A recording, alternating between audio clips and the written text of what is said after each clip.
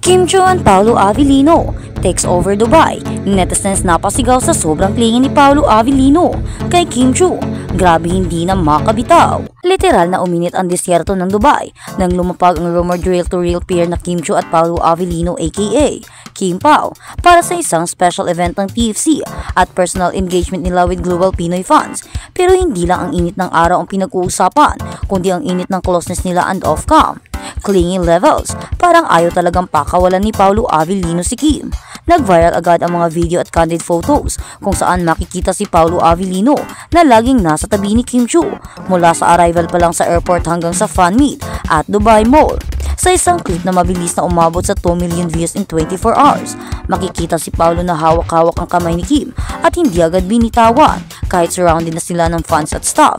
Si Paolo yung tipong kahit may gulo, basta hawak niya si Kim kalmado siya. Grabe yung titig ni Paolo kay Kim, literal na may sparks. Kim Pao arrival in Dubai.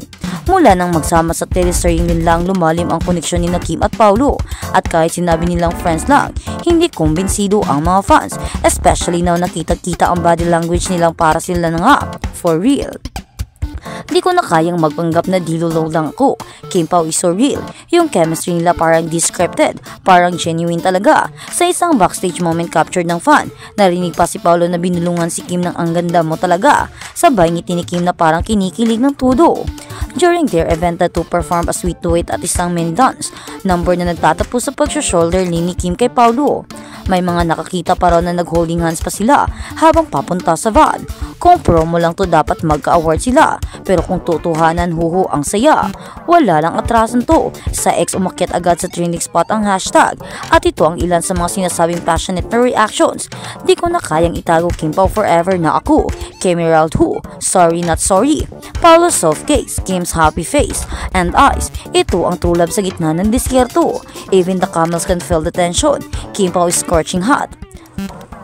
But wait, paano na si Sian Lim? Marami rin ang nagtatanong saan nga ba sa eksena si Sian Lim, ex-boyfriend ni Kim, at tila hindi ito pinapansin ni Kim na ngayon ay mukhang fully bloomed at masaya with Paolo beside her.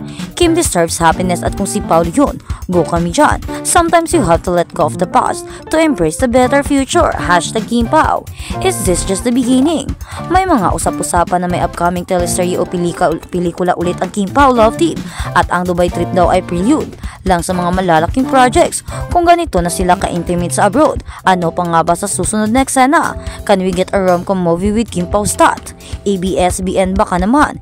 Whether real-life lovers na ba sila o hindi, isa lang ang malinaw. Kim Pao has awakened a new kind of feeling na hindi kayang tapatan ng kahit anong love team. Sa ngayon, they're fresh, exciting, mature and so magnetic.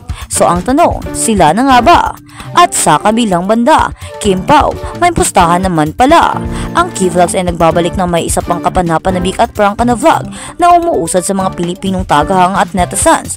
Sa kanyang pinakabagong video, ibinahagi ni Key, isang Filipino reactor na nakabase sa Saudi Arabia, ang kanyang mga saloobin sa pinakabagong proyekto ni Kim Chiu na nag-aalok ng kombinasyon ng katatawanan, pananabik at kaunting kilig. Sinisimula ni Key ang mga bagay gamit ang kanyang karaniwang mataas na enerhiya at kaunting personal na chit-chat. Binabanggit ang kanyang pagmamahal sa mga itlog at maging pagbibiro tungkol sa kanyang mga gawi sa pagkain. Ngunit ang tunay na bida ay si Kim Chiu na ang pinakabagong proyekto ay buzz sa lahat. Tuwang-tuwa si Key na panoorin ang mga pagtatanghal ni Kim at binanggit pa niya kung ano ang pakiramdam ng kanyang estilo ng pag-arte na natural at nakaka-relate, lalo na sa kanyang kamakailang papel. Napakatotoo ni Kim Chiu para siyang nagtatanong, gaya ng ginagawa ng isang normal na tao. Sabi ni Key na nakuha ang esensya ng kanyang alindog, ang misteryosong si Paolo Avellino at koneksyon ni Kim. Pagkatapos ay vlog ay tumatagal ng isang kawiwili-wiling turn. Si Key na laging puno ng mga tanong at kuryosidad ay nagpapahiwatig na namumuong mga tensyon at namumuong pananabik na makita niyang muli ang Kim Pao na magkasama sa iisang stage. At iyon na nga, ang pagiging sweet ni Paolo Avellino ay naghahatid ng maraming mensahe sa lahat ng mga tao. Marami ang naging masaya at marami ang nag-aabang kung ano na ang magiging susunod na interaction ng dalawa. Marami kasi ang hindi makapaniwala at marami ang sumaya sa mga interaction ipinapakita ni Paolo Avellino ngayon kay Kim.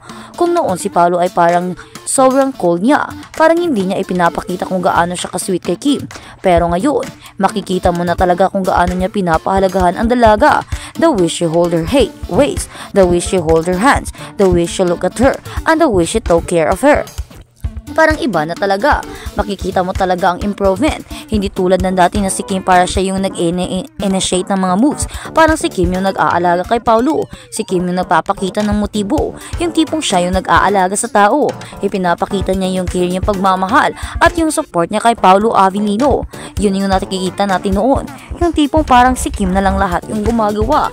Kasi nga diba bago pa sila ni Paolo noon, parang nahihiya pa siguro si Paolo Avellino kay Kim. Kaya naman si Kim yung gumagawa ng aksyon. Si Kim yung nagpapasaya kay Paolo. Siya yung tipong gumagawa ng interaction para sa kanilang dalawa. Para may pag-usapan sila. Para may mga bonding silang dalawa. Si Kim yung nag-e-effort. Yun yung nakikita namin. Pero sa ngayon, si Paolo Avellino na ngayon ang sweet kay Kim. Siya na yung naghahawak sa kamay ng kusa sa dalaga. Hinahawakan pa niya ang bewang. At hindi niya ito binibitawan, lalo pat may mga tao or maraming fans ang dumudumog sa kanila. Talaga namang ipinapakita ni Paolo ang improvement ng relasyon nilang dalawa. Yung interaction nila parang iba na. Makikita mo talaga kung paano alagaan ni Paolo Avellino si Kim ngayon, kung paano siya napaka-proud na nasa kanya ang dalaga. Makikita mo talaga na ipinagmamalaki niya si Kim. The way she hold her hands kasi, para talagang napakahigpit, parang napaka-caring, parang isang hourglass ang kanyang pagtrato kay Kim Chiu, parang isang babasaging baso. Parang ayaw niya na may mangyaring hindi maganda kay Kim, or malingat lang siya baka kasi may mangyaring hindi maganda, or baka naman iba ang iniisip ni Paolo Avellino. Baka pinapakita niya sa buong mundo, lalo na sa mga suitors ni Kim Chiu, na siya na ang nagmamay-ari sa dalaga. Kahit hindi pa nila aminin, he had the right for Kim Chiu na. Parang pinapakita ni Paolo Avellino sa mga lalaking nagkakagusto kay Kim na back off, akin siya. Parang ganun yung tipong pinapakita niya. Kasi kung paano kasi niya hawakan si Kim, kung paano niya ito protektahan, at kung paano niya ito parang pinapakita niya talaga sa mga tao na no, she is mine. Lalo na ngayon, di ba maraming naririnig nating mga issue na marami ang tumatangkang manligaw kay Kim at marami rin ang humahanga kay Kim Chiu. Lalo pat aside sa kanyang pagiging napaka-successful sa kanyang career, ay napakabait niyang tao, genuine. At of course, sobrang hot and sexy ni Kim Chiu. Ayan naman, parang sobrang protective ni Paolo Avellino. Talagang pinoprotektahan niya ang dalaga at ayaw niyang mahawakan pa ito ng iba or makuha ng iba. Parang sinasabi niyang, binabakudan ko na to mga pre. Alis na kayo, akin na to. Hindi pa man nila aminin na makikita mo na talaga ang chemistry nilang dalawa at makikita mo talaga kung ano talaga ang meron sila.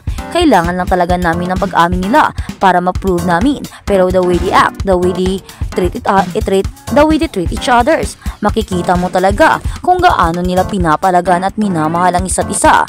Yung tipong hindi na nila kailangan pang umamin dahil sa kanilang mga galaw at kilos, makikita mo talaga na may something na namumuo